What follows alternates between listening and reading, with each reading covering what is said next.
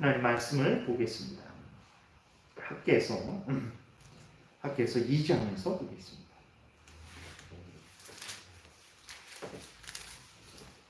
학개서 2장 1절부터 9절. 학개서 2장 1절부터 9절 교독하겠습니다. 일곱째 달 곧 그 달 21일에 여호와의 말씀이 선지자 학개에게 임하니라. 이르시되 너는 스알디엘의 아들 유다 총독 스룹바벨과 여호사닥의 아들 대제사장 여호수아와 남은 백성에게 말하여 이르라. 너희 가운데에 남아있는 자 중에서 이 성전의 이전 영광을 본 자가 누구냐? 이제 이것이 너희에게 어떻게 보이느냐? 이것이 너희 눈에 보잘것없지 아니하냐? 그러나 여호와가 이르노라. 스룹바벨아 스스로 굳세게 할지어다. 여호사닥의 아들 대제사장 여호수아야 스스로 굳세게 할지어다. 여호와의 말이니라. 이 땅 모든 백성아 스스로 굳세게 하여 일할지어다. 내가 너희와 함께하노라. 만군의 여호와의 말이니라. 너희가 애굽에서 나올 때에 내가 너희와 언약한 말과 나의 영이 계속하여 너희 가운데에 머물러 있나니 너희는 두려워하지 말지어다. 만군의 여호와가 이같이 말하노라. 조금 있으면 내가 하늘과 땅과 바다와 육지를 진동시킬 것이요 또한 모든 나라를 진동시킬 것이며 모든 나라의 보배가 이르리니 내가 이 성전의 영광이 충만하게 하리라. 만군의 여호와의 말이니라. 은도 내 것이요 금도 내 것이니라. 만군의 여호와의 말이니라. 이 성전의 나중 영광이 이전 영광보다 크리라. 만군의 여호와의 말이니라. 내가 이곳에 평강을 주리라.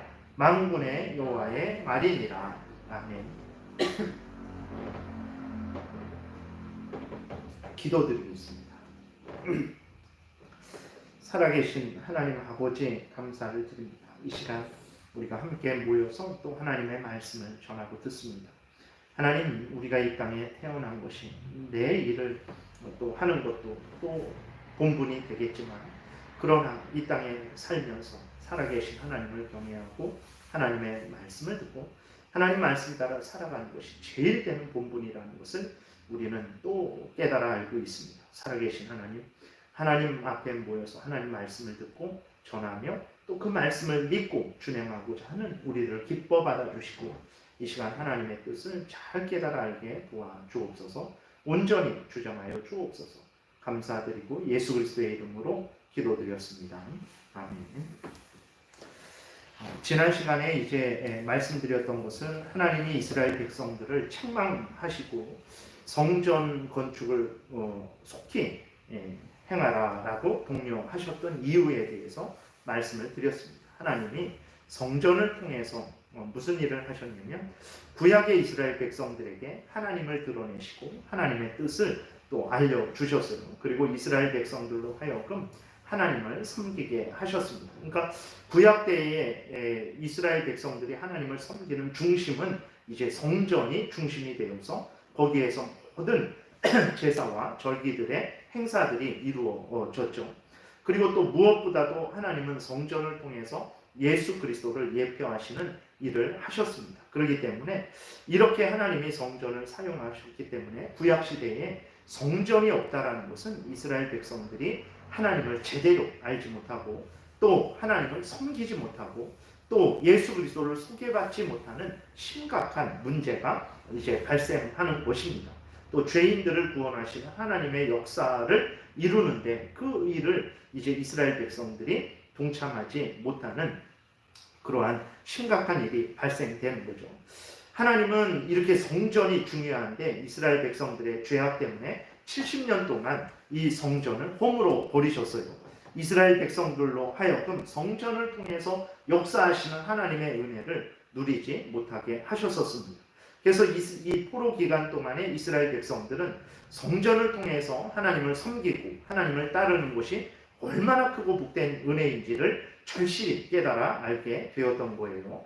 그래서 또 하나님의 일에 동참하는 것이 얼마나 복된 일인지를 깨달아 알게 되었던 것입니다. 그래서 하나님은 다시 이스라엘 백성들에게 이전에 누렸던 놀랍고 크신 은혜를 주시고자, 또 하나님께서 예수 그리스도를 통해서 이루시는 구원의 그 역사에 이스라엘로 하여금 사명을 감당케 하고자 하시는 목적으로 성전을 건축하라 명령을 하셨던 것입니다. 근데 이스라엘 백성들은 돌아오자마자 성전을 건축하기 위해서 애를 썼어요. 성전 터도 만들고 하나님 앞에 다 들여서 이제 성전을 건축하기 위한 시작을 했는데, 바로 이제 페르시아 왕의 방해와 또 주변 민족들의 방해가 있었죠. 그로 인해서 이제 이스라엘 백성들이 하나님을 향한 열심과 사랑이 식어졌어요.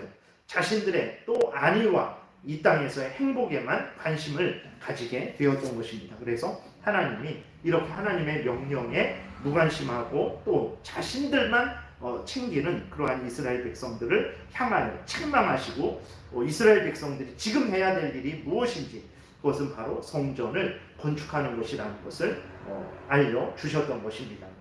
하나님께서는 이렇게 이스라엘 백성들의 잘못을 책망하시고 그 성전이 얼마나 중요한 것인지를 알려주시고, 그렇게만 하신 것이 아니라 이제 이스라엘 백성들의 마음을 하나님은 감동시키시는 것을 우리가 보게 됩니다. 하나님에 대한 사랑이 뜨거워지게 하시고 하나님이 부여하신 사명을 깨닫게 하시고 그 사명을 온전히 감당하게 하고자 하는 그러한 복된 마음과 이제 힘을 주십니다. 우리가 읽지는 않았지만 그 1장 12절부터 15절까지 우리 번갈아 교독하겠습니다. 그러니까 11절까지는 이스라엘 백성들의 그 완악함이죠.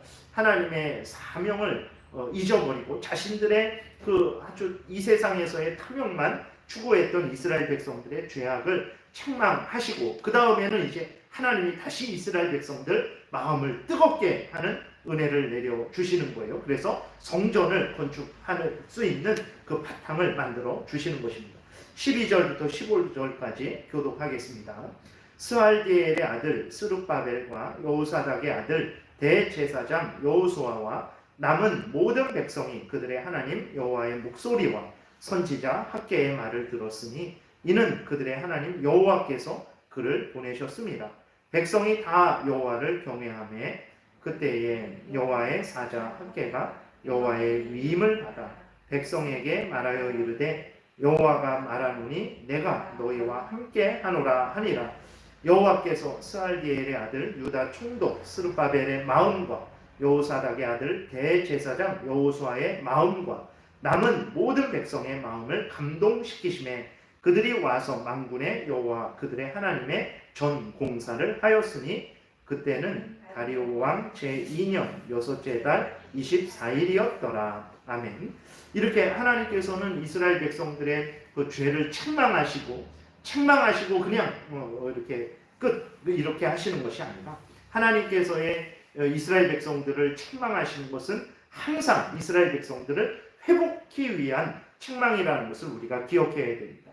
이스라엘 백성들로 하여금 바벨론에 70년 동안 포로로 끌려가게 하신 이유도 무엇입니까? 이스라엘 백성들이 죄를 깨닫고 회개하고 돌이켜서 하나님을 다시 섬기게 하시려는 목적으로 바벨론에 멸망당하게 하신 것이고 70년 동안 포로로 끌려가게 하셨던 것이거든요. 그러니까 하나님은 항상 지금도 마찬가지입니다. 하나님이 우리에게 어떤 어려움을 주세요. 우리가 잘못했을 때 징계를 주세요. 어떤 정말 물질적인 손해든 아니면 육신적인 질병이든 여러 가지 그러한 어려움을 주시는데, 그 어려움을 주시는 목적이 무엇이냐?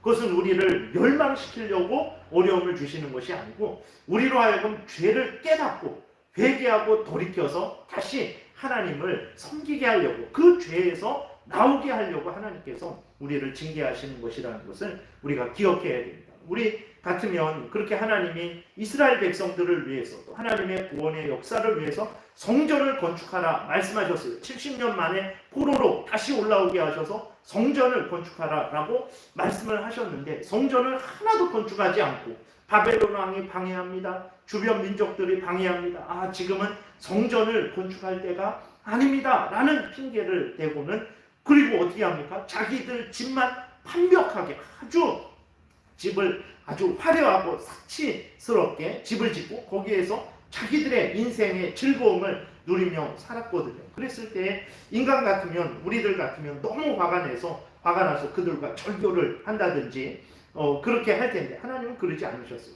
그들의 잘못을 정말 정확하게 하나님께서 드러내셔서 책망하시고 그것으로 멈추시지 않으시고 오늘 1장 12절부터 읽은 대로 이스라엘 백성들의 그 마음을 하나님께서 다시 새롭게 하신 거예요. 하나님을 다시 사랑하게, 하나님의 뜻을 다시 기억하게, 그리고 하나님이 주신 사명을 다시 감당하고자 하는 마음을 그들 마음속에 주신 것입니다. 학개 선지자를 통해서 하나님의 말씀을 듣게 하셔서 그들의 마음을 새롭게 하신 거예요. 정말 여러분, 우리들이 이 땅에서 정말 하나님을 더 사랑하기를 원하고 하나님을 더 알기를 원하고 정말 하나님의 일을 열심히 준행하기를 원한다면 하나님의 말씀을 들어야 됩니다. 그래서 1장 12절부터 보게 되면 학개 선지자가 전하는 그 말을 통해서 이스라엘 백성들이 자신들의 죄를 깨닫고 회개하고 돌이킨 그러한 일들을 우리는 보게 되는 거죠. 그래서 공적인 예배 시간을 통해서 전해지는 설교를 들으셔야 되고 개인적으로 성령의 도우심을 구하고 믿음으로 성경을 읽고 묵상하고 순종하셔야 되는 거예요. 하나님은 하나님의 말씀을 통해서 하나님의 뜻을 이루신다는 것을 굳게 믿으시고 하나님의 말씀과 멀어지게 하는 모든 일들에 대해서 여러분들이 주의하고 경계하셔야 되는 것입니다. 이렇게 하나님은 이스라엘 백성들을 책망하시고 또 다시 이스라엘 백성들의 마음을 새롭게 하시고 다시 성전을 건축하도록 그렇게 명령을 하셨어요. 그래서 이스라엘 백성들이 다시 하나님의 은혜로 말미암아 새로운 마음을 가지고 힘을 얻어서 성전을 건축하는 일을 시작했습니다. 그래서 그 일이 진행되고 있었는데 또 문제가 생깁니다. 무슨 문제냐면 지금 건축하는 그 성전이 솔로몬이 지은 성전과 비교해 볼 때 매우 초라했던 거예요. 그래서 이스라엘 백성들이 많이 실망하고 낙심을 한 것입니다. 그러니까 포로로 끌려가기 전에 있었던 솔로몬의 성전은 매우 화려하고 아름다웠죠. 성전 건물도 웅장했어요. 그 성전을 만든 재료들도 가장 귀한 것들로 만들었습니다. 그래서 성전을 보는 자체가 아주 그 마음에 아주 경건함을 경외감을 갖게 할 정도로 건물 자체가 큰 위엄을 나타냈습니다. 근데 다시 무너진 솔로몬 성전이 무너졌다가 70년 만에 돌아와서 그 성전을 다시 재건하는데 재건하는 성전은 초라하기가 이를 데 없는 거예요. 성전의 초라함으로 인해서 많은 사람들이 낙심을 한 거예요. 그래서 하나님이 그 성전이 이전에 솔로몬 시대 때 지었던 성전과 비교할 때 지금 다시 짓는 성전이 아주 초라해서 낙심하고 실망한 이스라엘 백성들을 향해서 하나님이 오늘 본문을 통해서 첫 번째로는 책망하시고 두 번째로는 다시 위로하고 힘을 주시는 것을 보게 됩니다. 책망은 어떤 책망입니까? 외적인 화려함에 마음을 빼앗긴 것에 대해서 하나님이 책망을 하세요. 이스라엘 백성들은 성전을 통해서 드러내시는 하나님의 참 뜻을 먼저 생각하지 못했습니다. 이스라엘 백성들에게 하나님이 성전을 통해서 무슨 일을 하셨습니까? 말씀드렸던 대로 하나님이 어떤 분인지를 드러내셨고 하나님의 뜻이 무엇인지를 드러내셨고 그 다음에 이스라엘 백성들로 하여금 하나님을 섬기도록 하셨고 그 다음에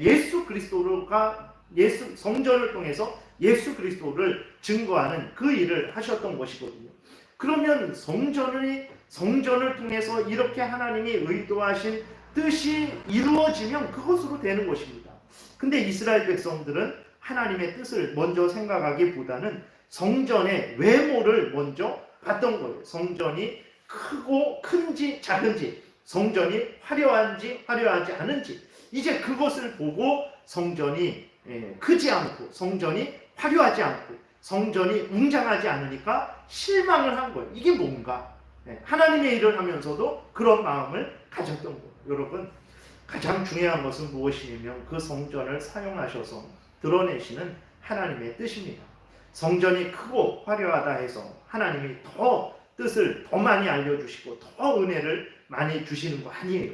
성전이 작고 초라하다고 해서 하나님이 뜻을 적당히 알려주시고 은혜도 적당히 주시는 것이 아니라는 것을 우리가 기억을 해야 되는 것입니다. 그렇기 때문에 성전의 외형은 그렇게 큰 중요성이 있는 게 아니에요. 그럼에도 불구하고 이스라엘 백성들은 눈으로 보는 것을 먼저 중시했던 것, 작고 초라함으로 인해서 많은 실망을 했던 거예요.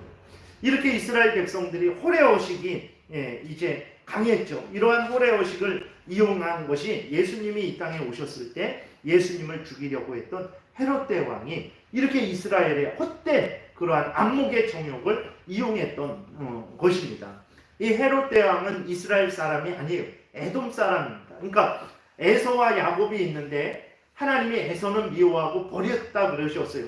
그리고 야곱은 사랑했다 그랬어요. 그래서 야곱의 그 후손들을 통해서 아브라함과 이삭과 야곱 그 후손들을 통해서 하나님이 이스라엘 민족을 만드시고 그 이스라엘 민족을 통해서 구원의 역사를 이루셨죠. 그러니까 이 에서는 하나님의 그 구원의 역사에서 제외된 그러한 인물이고 그 에서의 후손도 마찬가지죠. 근데 헤롯 대왕이 이 에서의 후손입니다.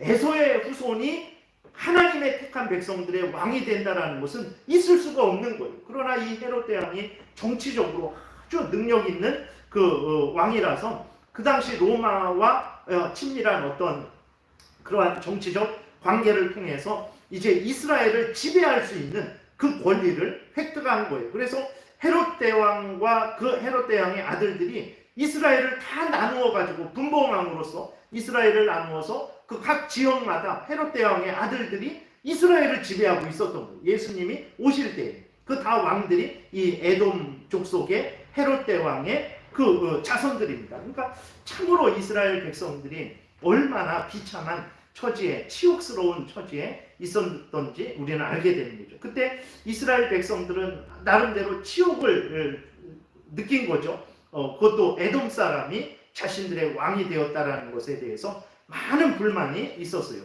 그때 이스라엘 백성들이 가졌던 이 불만을 없애기 위해서 헤롯 왕이 무슨 일을 하냐면, 그러니까 솔로몬 때 지었던 성전이 바벨론에 의해서 무너집니다. 그리고 다시 오늘 그 학계 선지자 때 나오는 성전이 다시 세워져요.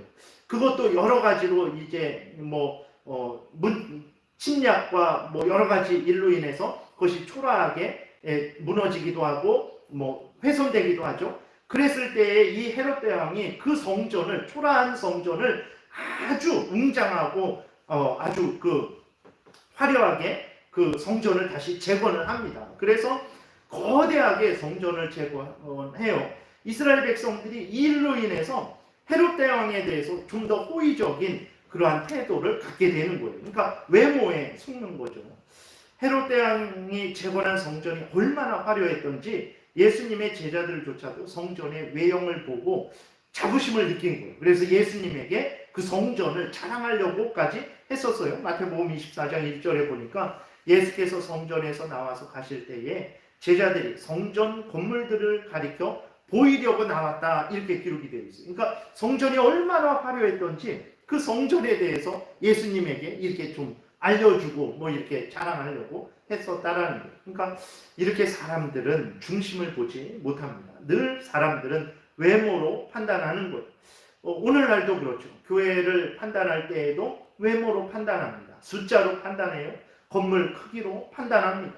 세상의 물질, 지위, 권세, 그 다음에 그 속에 있는 사람들이 어떤 사람들인지로 판단을 합니다. 결국은 어떻게 됩니까? 사탄의 유혹거리가 된다는 것을 우리가 깨달아야 됩니다.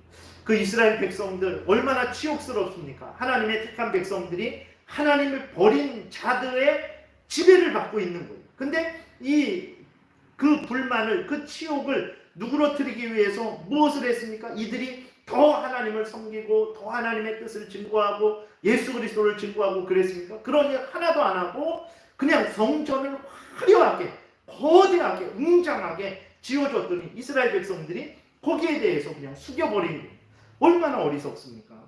이렇게 사탄의 유혹을 받고 이스라엘 백성들이 정말 그 성전을 통해서 일하시는 하나님의 뜻은 하나도 기억하지 못하고 그저 외모에 속아서 그 헤롯 대왕의 지배를 계속해서 받았던 것입니다.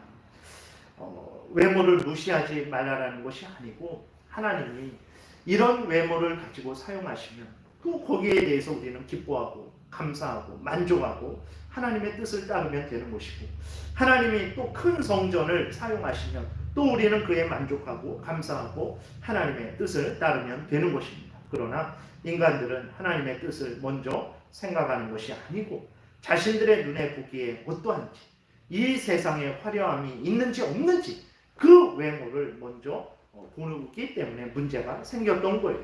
학대 당시 이스라엘 백성들 중에 일부도 이렇게 외향이 성전의 그 모양이 더 중시하고 마음을 두는 사람들이 있었던 것입니다.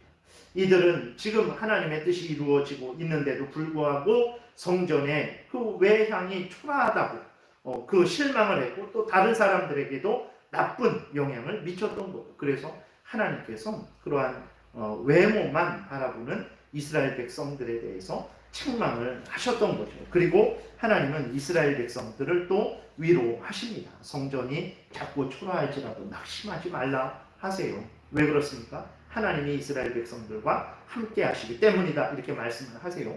1절부터 5절까지 우리 교독을 하겠습니다. 여기에서 하나님께서 성전이 초라하다고 낙심하지 말고 하나님이 너희들과 함께 하심을 기억하고 힘을 내라고 말씀을 하고 있어요. 교독하겠습니다. 7째 달 곧 그 달 21일에 여호와의 말씀이 선지자 학개에게 임하니라. 이르시되 너는 스알디엘의 아들 유다 총독 스룹바벨과 여호사닥의 아들 대제사장 여호수아와 남은 백성에게 말하여 이르라. 너희 가운데에 남아있는 자 중에서 이 성전의 이전 영광을 본 자가 누구냐? 이제 이것이 너희에게 어떻게 보이느냐? 이것이 너희 눈에 보잘것없지 아니하냐? 그러나 여호와가 이르노라. 스룹바벨아 스스로 굳세게 할지어다. 여호사닥의 아들 대제사장 여호수아야 스스로 굳세게 할지어다. 여호와의 말이니라. 이 땅 모든 백성아 스스로 굳세게 하여 일할지어다. 내가 너희와 함께 하노라. 만군의 여호와의 말이니라. 너희가 애굽에서 나올 때에 내가 너희와 언약한 말과 나의 영이 계속하여 너희 가운데 머물러 있나니 너희는 두려워하지 말지어다. 이렇게 하나님께서 말씀을 하고 있는 것을 보게 됩니다. 여러분, 우리가 이 땅에서 초라하고 가난하고 무능하고 무식할지라도 걱정할 필요가 없습니다. 왜 그렇습니까? 영광스러우시고 부유하시고 전지전능하신 하나님이 우리와 함께 하시기 때문에 그렇습니다. 우리들은 우리가 모든 것을 가져야 이 땅에서 힘들고 어려운 인생을 감당할 수 있을 것이라고 생각하는데 그렇지 않습니다. 우리는 아무것도 가지지 못했을지라도 전지전능하신 하나님이 우리와 함께 하시면 되는 거예요. 그럼 우리가 부족해도 괜찮습니다. 예를 들어서 우리의 자녀들이 가난해도 부모님이 부유하게 됐을 때 그 자녀의 모든 필요가 채워지는 것과 마찬가지입니다. 앞에서 예배 시작 전에 읽었던 시편 23편도 마찬가지죠. 다윗은 연약하고 부족하죠. 사망의 음침한 골짜기를 지날 수 없습니다. 그러나 하나님이 목자가 되어주시니까 그 인생에 부족함이 없다라고 고백을 하게 되고 사망의 음침한 골짜기를 다닐지라도 해를 두려워하지 않았던 거예요. 우리는 무지하고 무능해도 괜찮습니다. 초라해도 괜찮아요. 하나님이 함께 계시기 때문이라는 것은 우리가 늘 생각해야 됩니다. 우리가 확인할 것은 우리가 세상에 화려한 것들, 많은 것들, 좋은 것들을 소유했는지 아닌지, 이게 중요한 게 아니에요. 중요한 것은 내가 하나님과 함께하고 있는지, 하나님이 나와 함께하고 계신지를 확인하는 것이 급선무라는 것을 기억해야 됩니다. 그런데 이스라엘 백성들은 그것을 생각하지 않고 그냥 그 외모만 보고 그 성전이 이전 성전보다 초라하고 형편없으니까 그것으로 인해서 낙심을 한 거예요. 하나님이 함께하겠다. 하나님이 너희들과 함께하고 있으니 이제는 힘을 내라 라고 말씀을 하셔도 거기에 대해서 낙심하고 이게 뭐냐?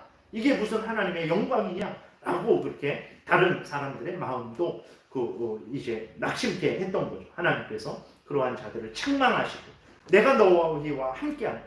내 약속이 너희들과 함께 있다. 나의 영이 성령이 너희들을 주관하고 다스리고 있다. 그러니 낙심하지 말아라. 스스로 굳세게 해라. 스스로 굳세게 해라. 그래서 내가 너희들에게 명령한 그 일을 감당해라. 내가 너희들을 통해서 너희들이 초라하게 보고 낙심하는 이 성전을 통해서 내가 온 세상을 요동케 할 것이다. 이렇게 말씀을 하세요. 6절부터 9절까지 교독하겠습니다. 만군의 여호와가 이같이 말하노라. 조금 있으면 내가 하늘과 땅과 바다와 육지를 진동시킬 것이요 또한 모든 나라를 진동시킬 것이며 모든 나라의 보배가 이르리니 내가 이 성전의 영광이 충만하게 하리라. 만군의 여호와의 말이니라. 은도 내 것이요 금도 내 것이니라. 만군의 여호와의 말이니라. 이 성전의 나중 영광이 이전 영광보다 크리라. 만군의 여호와의 말이니라. 내가 이곳에 평강을 주리라. 만군의 여호와의 말이니라. 아멘. 정말 보세요. 하나님께서 그 성전이 초라할지라도 그 성전을 통해서 참된 평강을 주겠다라고 말씀을 하십니다. 하나님이 금이 없어서 은이 없어서 이번에는 좀 적당하게 만들자 그러신 거 아닙니다. 다 하나님이 금도 내 것이고 은도 내 것이라고 말씀을 하고 계세요. 하나님은 충분히 그것으로도 하나님의 영광을 드러내시고 하나님의 뜻을 이루시고 하나님의 구원의 역사를 이루실 수 있었던 거예요. 하나님도 그것으로 충분하다고 하시는데 인간들이 이스라엘 백성들이 모자라하고 그것으로 실망하고 낙심했던 거예요. 그것은 앞에서 말씀드렸던 대로 외모로 모든 것을 바라보는 안목의 정욕의 그 죄악 때문에 그렇다는 것을 우리가 기억을 해야 되는 것입니다. 하나님은 그 작고 초라한 성전의 영광이 이전의 성전 영광보다 솔로몬의 성전의 영광보다도 더 크게 될 것이다 라고 말씀을 하고 계세요. 온 땅과 육지를 진동시키실 것이다 라고 말씀을 하고 계세요. 그러면 하나님께서 어떻게 온 세상을 진동시키시겠습니까? 안목의 정욕을 통해서 세상의 자랑거리를 통해서 진동시키시겠습니까? 그러지 않죠. 하나님이 말씀하십니다. 온 나라의 보배를 통해서 그렇게 하겠다라고 이렇게 말씀을 하세요. 그 온 나라의 보배는 무엇입니까? 그것은 바로 예수 그리스도라는 것을 우리가 기억해야 됩니다. 사람들은 예수 그리스도를 우습게 생각하고 조롱하고 멸시하죠. 그러나 여러분 믿음의 눈을 뜨시기 바랍니다. 예수 그리스도는 어떤 분입니까? 온 천지 만물을 창조하신 성자 하나님이세요. 그리고 때가 되면 다시 오셔서 산자와 죽은 자를 심판하실 심판주 되신다는 것을 우리가 기억해야 됩니다. 이 세상이 힘에 의해서 돈에 의해서 사람에 의해서 움직여진 것 같지만 아닙니다. 참된 사람들이 유익을 얻은 것은 오직 예수 그리스도로 말미암은 것임을 우리는 역사를 통해서 확인하게 됩니다. 인류 역사 가운데 가장 복된 그 영광을 누렸던 때를 보세요. 거기에는 항상 예수 그리스도의 복음이 증거되어서 그들이 예수 그리스도를 믿고 의지하는 그러한 일들이 있었던 것을 우리는 보게 됩니다. 그럼에도 불구하고 사람들은 예수 그리스도를 통한 하나님의 영광을 보지 못해요. 그리스도인들조차도 하나님의 영광을 보지 못합니다. 하늘의 영광을 보지 못해요. 이 세상이 전부인 줄 알고 이 세상의 화려함과 사치스러움을 기준으로 해서 지금도 살아가고 있어요. 지금도 그리스도인들이 그런 생각을 가지고 있어요. 안목의 정욕에 눈이 멀어갔고 눈을 만족시키는 안목의 정욕을 만족시키는 그것이 먼저 앞서고 있는 거예요. 그래서 작고 초라하면 코들도 보지도 않죠. 거기에서 어떤 하나님의 말씀이 전해지는지 들으려고 하지도 않습니다. 알아보려고 하지도 않아요. 그저 일단 외형이 화려하고 사치스럽고 웅장하고 거대해야 되는 이 세상에서 그래도 서울의 공덕동에 사는데 그래도 거기에 맞는 그러한 수준의 그러한 것을 찾는 것이 일반적인 것을 우리는 보게 됩니다. 여러분 예수 그리스도께서 이 땅에 오셨을 때 사람들은 예수 그리스도를 영접하지 않았죠. 겨우 목동들 몇 명만이 천사들의 초청을 받아서 예수님의 나심을 축하하는 정도였어요. 그러나 누가복음 2장에 보게 되니까 그 초라하게 나신 예수 그리스도를 보면서 천사들이 무슨 찬송을 합니까? 하늘에는 영광이요 이 땅에는 하나님이 기뻐하시는 사람들 중에 평화다라고 이렇게 말씀을 하셨어요.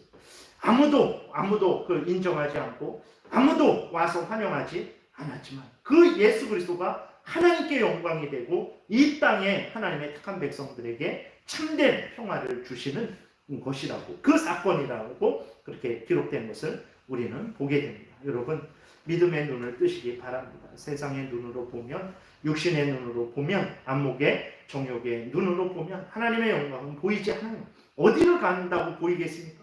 뭐 정말 우리나라에서 제일 큰데 그런 교회에 가면 그게 보이겠습니까? 안 보입니다. 그러나 믿음의 눈을 뜨면 하나님께서 행하시는 이 일이, 그 자꾸 초라했던 그 성전이 바로 예수 그리스도를 통해서 그 이루시는 그 일들이 이 세상에서 조롱과 멸시를 받지만, 그러나 믿음의 눈을 뜨고 봤을 때 그것이 얼마나 크고 놀랍고 영광스러운지를 우리는 깨달아 알게 되는 것이죠. 때가 되어서 예수 그리스도께서 다시 오실 때 예수 그리스도를 통해서 이루시는 하나님의 영광이 참으로 측량할 수 없는 놀라운 큰 영광임을 우리는 알게 될 것입니다. 세상에 나타난 외모만 보고 낙심하지 마시기 바랍니다. 절망하지 마시기 바랍니다. 믿음의 눈을 떠서 예수 그리스도를 통해서 이루시는 하나님의 그 영광을 보시고 기뻐하시고 즐거워하시고 변함없이 한결같이 하나님을 위해서 사명을 감당하시는 복된 여러분들 되시기를 바랍니다. 기도드리겠습니다. 살아계신 하나님 아버지, 감사를 드립니다. 하나님의 일을 하는데도 불구하고, 하나님이 함께 하신다라고 말씀하셨는데도 불구하고, 하나님의 약속의 그 말씀이 주어졌는데도 불구하고, 성령께서 함께 하시면서 인도하시는데도 불구하고 외모가 초라하다고 낙심하고 절망하고 하나님의 일을 하지 않고 불평불만하는 이스라엘 백성들을 보게 됩니다. 하나님, 우리의 모습과는 어떤지 다시 한번 생각 깊이 비교해 보게 도와주옵소서. 하나님 아버지, 우리에게 크신 은혜를 내려주셔서 이 생의 자랑거리와 안목의 정욕거리에 속지 않게 도와주시옵소서. 항상 살아계신 하나님을 믿음의 눈을 뜨고 바라보게 도우시고, 하나님이 함께 계시면, 하나님이 우리에게 은혜를 내려주시면 그것이 아무리 초라하게 보일지라도 가장 크고 놀랍고 위대하고 영광스럽다는 것을 깨달아 알게 하셔서 기쁨으로 즐거이 하나님이 주신 사명을 잘 감당하게 도와주옵소서. 감사드리고 예수 그리스도의 이름으로 기도드렸습니다. 아멘.